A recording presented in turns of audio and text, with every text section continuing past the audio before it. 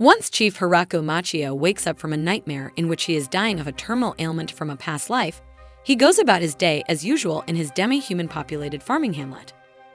To show his sorrow for Hiraku's unusually harsh life and terminal sickness, the god of earth reincarnated him. Hiraku spent so much time in the hospital that he resolved to spend his next life on the land. By the grace of God, he is granted a strong new body and the miraculous omnipotent farming tool, which grants him the ability to work without ceasing. The next morning, Hiraku finds himself in a desolate portion of the forest. He selects the largest tree as the site of his farm, and then uses the tool to construct a water well, a campsite, and a first pitch. Even though he hasn't planted anything yet, the tool somehow causes crops to begin growing, much to his surprise. Many weeks later, he takes in a wolf pair he names Kuro and Yuki, and that very night they have 4 puppies. Hiraku adopts a pack of wolves to protect his first harvest from any animals that might try to invade his property. While traveling, a young woman hears tales of creatures in Death Forest and decides to investigate. God regrets reincarnating Hiraku in the Forest of Death, but decides to wait for a monster to eat him first. Hiraku finds out that he can direct the tool's plantings with his thoughts. To prepare for the coming winter, the wolves set out in quest of a large spider that has made a deal to reside in Hiraku's tree in exchange for clothing. In honor of the spider's Zabuton name, Hiraku has decided to name the one he finds. After the wolf pups mature and find mates, and when Zabuton returns with 20 new progeny, Hiraku finds it difficult to adjust to the winter months because he is often alone. One spring, Hiraku encounters a young vampire named Rue who is alone in the woods. By giving blood to him, she is restored to her normal size. Fascinated by his unusual plants, Rue confides that she, too, once practiced medicine but now makes her home in the woods because nobles sent a troublemaker to steal her files.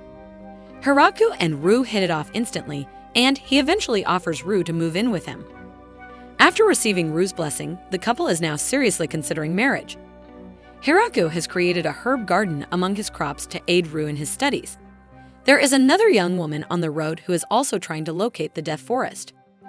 A guardian angel named Tia, who was searching for Rue, stumbled upon the newlyweds as they were exchanging vows with Hiraku. Tia is shocked to find that Rue has placed a bounty on her head because a noble had her imprisoned in the town. Tia and her farming family quickly adjust to Rue's welcoming house after accepting Rue's unexpected invitation to relocate.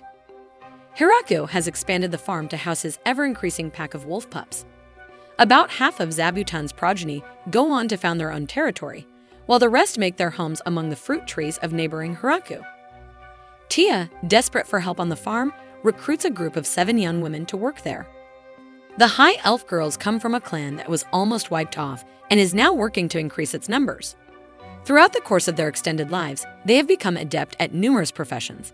The demon lord in charge of the forest is worried that Hiraku will seize his land, but Rue assures him that the demon lord doesn't give a hoot. Hiraku wants to patch up the farm's ponds and ditches. Zabuton captures a massive queen bee and brings her to Hiraku, who constructs a shed for the bees so they can raise their colony and produce honey.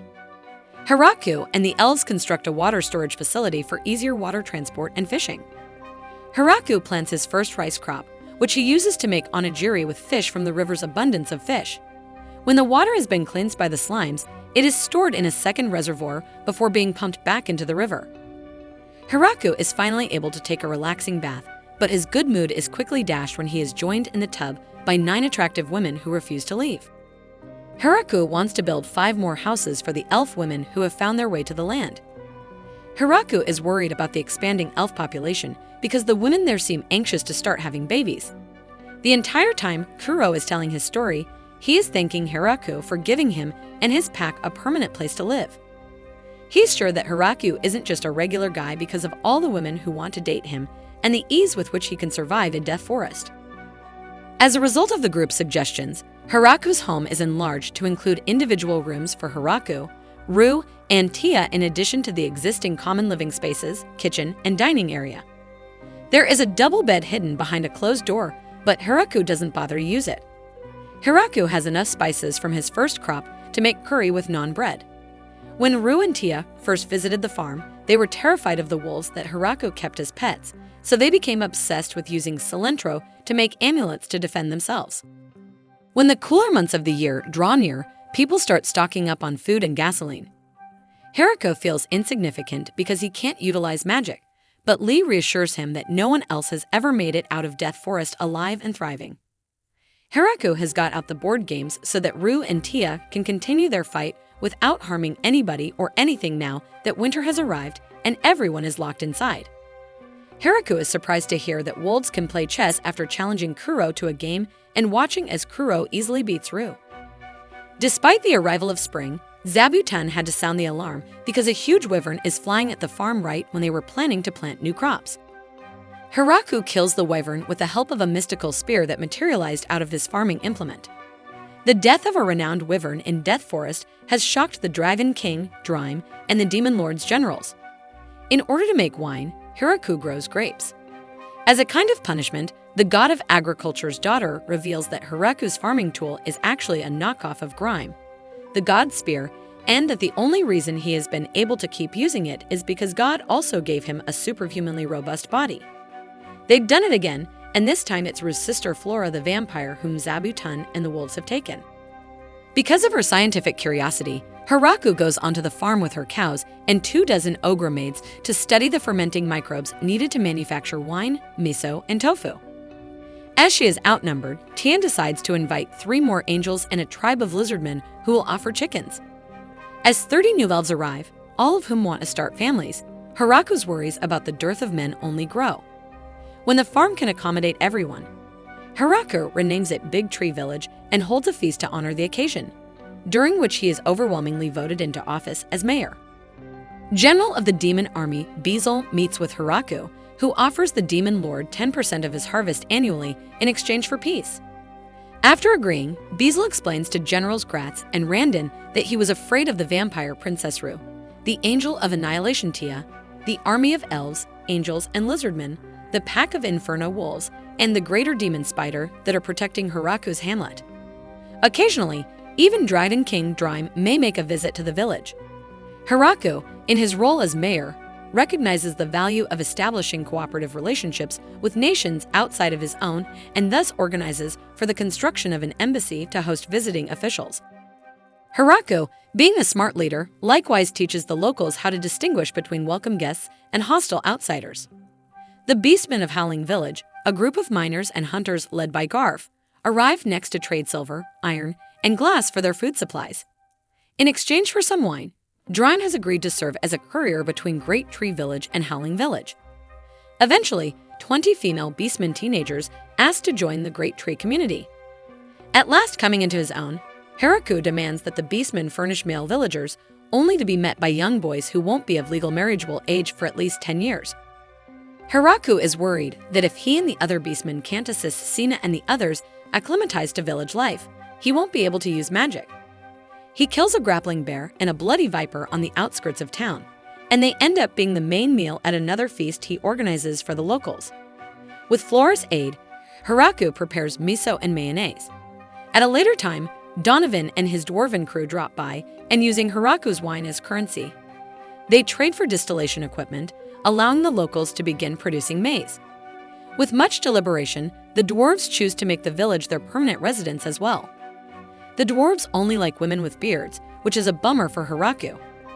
Haruko comes dangerously close to killing one of the dragons that appear, but luckily Drime's butler, Gucci, reveals in a panic that the 2 dragons are actually Drime's daughter, Lastismoon, and wife, Raffaloon. To prevent Haruko from turning against the family, Graffaloon asks Lasty, a nickname for Lastismoon. During grocery shopping, Demon General Bezel learns that Haruko has given all diplomatic duties to Lastismoon. Because he is concerned about his son now commanding dragons, Haruko's father sends his own daughter Florim to the village to act as a spy. Astounded by the might of the village's army, Florim is even more so when he hears from Lastismoon that their commander, Haruko, is a human powerful enough to have nearly assassinated Graffaloon. Despite feeling highly uneasy in Haruko's presence at first, Florim decides to stay in the town for a while longer. The townspeople let loose a slime who had drunk all the town's pricey wine.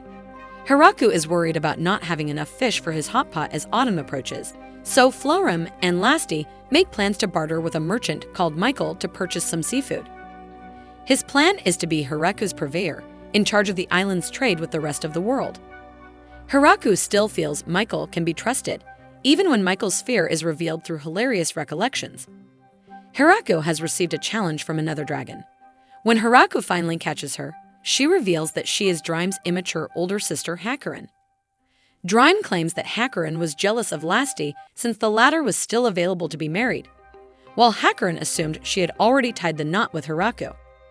Hiraku is not amused, so he gives Hakurin instructions to correct it. Hakurin finds board games, and Hiraku ends up losing a game of strip mahjong in front of the females after being dragged into it. General Randon, one of Beasel's co-workers, hands in his resignation letter after learning that Hakurin is in the town. Demon Lord Galgardo is concerned not with his demonic army, but with his disobedient daughter. Once a vagrant, Hakurin finds work as a teacher in the little town's elementary school after taking a beating from Hiraku. Hiraku discovers proof that intruding inferno puppies have broken into the dungeon dwelling of the Lamiuinen. As penance, the Lamias have established a delivery service for all the trading settlements and began exchanging dungeon treasure for crops. Meanwhile, Galgardo's daughter is confident that Flaurum is a prisoner of Hiraku and is formulating plans to invade the Great Tree Village.